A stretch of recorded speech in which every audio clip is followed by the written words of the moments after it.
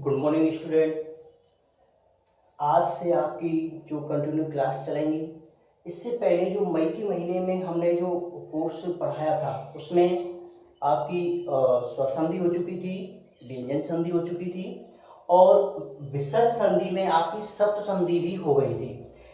आज मैं सप्त संधि को थोड़ा सा रिवीजन करते हुए आगे आपका उत्त संधि के बारे में यहाँ पर मैं अध्ययन कराऊंगा। तो देखिए यहाँ पर सप्त संधि के बारे में जो मैंने पहले आपको मई के महीने में जो इसको पढ़ाया था।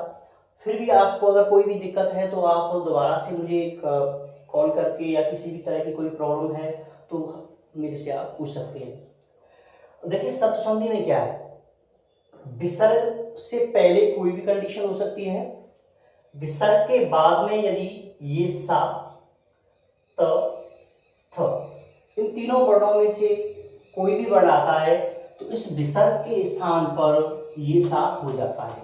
जैसे देखिए यहाँ विसर्ग के बाद में ये ता है, इन तीनों वर्णों में से कोई सा भी वर्ण हो तो विसर्ग के स्थान पर ये वाला सा हो जाता है। तो देखिए यहाँ नम आधा सा और ते, इस तरीके से ये वर्ण बनता है। अब देखिए विसर्ग के बाद में यदि ये स च और छ इनमें से कोई भी वर्ण आता है तो विसर्ग के स्थान पर ये वाला सा हो जाता है।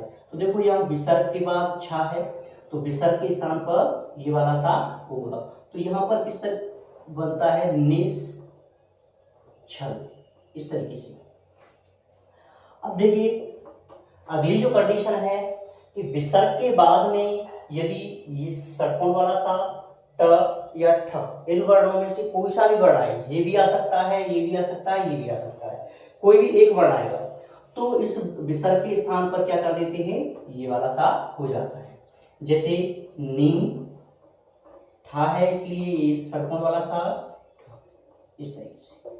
अब देखिए विसर्ग के बाद ये सा है तो इस सा के स्थान पर ये सा ही रहेगा, नी शीश। अब देखिए मैंने ये भी कहा था एक बासरी सूत्र है कि विसर्ग के बाद अगर इन तीनों सा में से कोई सा भी सा आए तो विसर्ग के स्थान पर विसर्ग भी हो सकता है। ये भी एक कंडीशन मैंने आपको बताई थी इस तरीके से। अब देखिए यहाँ पर विसर्ग के बाद में यदि ये कंडीशन है तो पहले तो होता है ये वाला सा, इसके बाद इष्टुत्व और इष्टुत्व संधि के नियम के अकॉर्डिंग उन सा का परिवर्तन होता है। जबकि मैं यहाँ डायरेक्ट समझा रहा हूँ, जबकि वहां मैंने दोनों तरीके से आपको समझाया था। अब देखिए नेक्स्ट है आपकी उत्संधि। उत्संधि में यानी सप्तसंधि इसका नाम इसलिए था क्योंकि इसमें सा आ रहा है, सड़क वाला सा पहले आता है इसलिए ये सप्तसंधि है। उसके बाद अगर टा है तो इष्टुप संधि का नियम और ये वर्ण आती है तो इष्टुप संधि का नियम लगता है, इसलिए यहाँ पर ये सप्तसंधि का नाम है। अब देखिए यहाँ उत्संधि है, अपना जो मेन टॉपिक है आज का उत्संधि। उत्संधि में दो नियम है, दो सूत्र हैं। अब देखिए यहाँ उत्संधि नाम क्यों को पढ़ा, क्योंकि विसर्ग के स्थान पर उ हो जाता है इसलिए इस संधि का नाम है उत्संधि।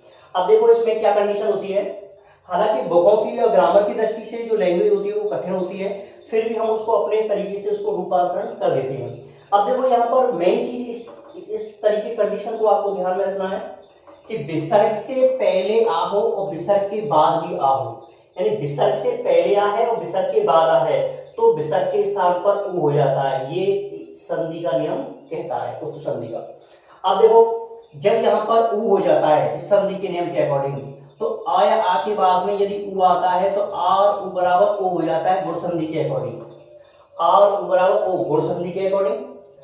अब ओ के बाद में यदि ह्रस्व आ है ओ हो जाता है तो ओ के बाद में ह्रस्व आ है तो ये पूर्व रूप संधि के अकॉर्डिंग अवग्रह चिन्ह हो जाता है। इस तरीके से जो लास्ट कंडीशन बनती है तो आ विसर्ग इसके स्थान पर ओ हो जाता है और आ के स्थान पर यहाँ अवग्रह चिन्ह हो जाता है, ये इसमें कंडीशन बनती है। जबकि मेन जो संधि विच्छेद करती है तो वो विसर्ग संधि ही आएगी, जबकि इसमें बीच में दो सूत्र भी लगे हुए हैं, एक उत्संधि का पहले, उसके बाद गुण संधि, उसके बाद पूर्व रूप संधि।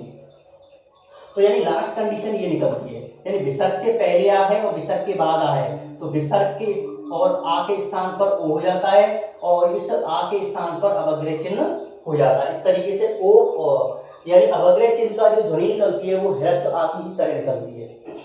अब जैसे देखिए के प्लस अपी, तो यहाँ विसर्ग से पहले इसमें आ है, विसर्ग के बाद में भी इसमें ह्रस्व आ है, तो यहाँ विसर्ग के स्थान पर क्या हो जाएगा ओ, यानी आ और ऊ बराबर ओ, डायरेक्ट मैंने बता रहा हूं यहाँ। और बाद वाले आ के स्थान पर क्या कर देते हैं अवग्रह चिन्ह, इस तरीके से। यानी इस तरीके का कहीं भी आए तो ये समझ लो कि विसर्ग संधि हो सकती है, उसके हिसाब से आपको तोड़ करके देखना पड़ता है। अब देखो राम है प्लस अवदत्त, तो विसर्ग से पहले आए, विसर्ग के बाद में भी आए, तो क्या कर देंगे राम हो गया विसर्ग और इसके स्थान पर, और बाद वाला जो आए उसके स्थान पर अवग्रह चिन्ह दत्त, रामो अवदत्त, इस तरीके से। नृप है प्लस अस्ति, तो देखो विसर्ग से पहले आया है, विसर्ग के बाद भी आया है, तो दोनों तरफ ह्रस्व आते हैं, तो क्या हो जाएगा नृपो अस्ति। अब इसको उच्चारण करेंगे नृपो अस्ति, तो यानी ध्वनि भी उसका ह्रस्व आ की ही निकलती है, मगर इसको चिन्ह यानी जो अंक आ के स्थान पर अवग्रह चिन्ह हो जाता है। जैसे एक है प्लस पी, तो इस तरीके से इसको भी क्या कर देंगे ए को पी। मनहर, तो देखो विसर्ग से पहले आ है, विसर्ग के बाद सॉरी ये उसमें के दोनों के अलग एग्जांपल हैं, इस तरीके से। एक है प्लस अपी, तो एक है विसर्ग से पहले आ है और विसर्ग के बाद में भी आ है, तो यहाँ पर ओ हो जाता है और बाद वाले आ के स्थान पर अवग्रह चिन्ह कर देते हैं। इस तरीके से यहाँ पर यानी इसकी जो मेन पहचान यही है कि इसमें बीच में अवग्रह चिन्ह आता है, उसके बाद उसको तोड़ के देखते हैं। अवग्रह चिन्ह आपको पूर्व संधि में भी होता है, मगर वहां देखते हैं कि अगर ये मेन शब्द तोड़ने पर विसर्ग निकलता है, या आपने देखा है वहां पर ओ और ए के बाद में ह्रस्व आता है, तो यहाँ उत संधि में भी तो ए यानी गुण संधि होकर के ओ हो रहा है, इसलिए यहाँ पर ये संधि भी है, मगर मेन संधि जो कहलाएगी वो आपकी विसर्ग संधि ही कहलाएगी।